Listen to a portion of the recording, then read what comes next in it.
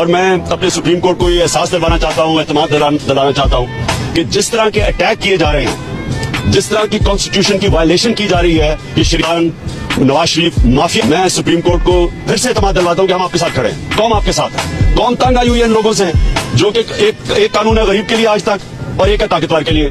غریب بیچارے کو انصاف نہیں ملتا اور طاقتور کو اس ملک میں آج تک یہ ہوتا ہے کہ جو مرضی کرے کچھ نہ کسی طرح اس کو NRO مل جاتا ہے۔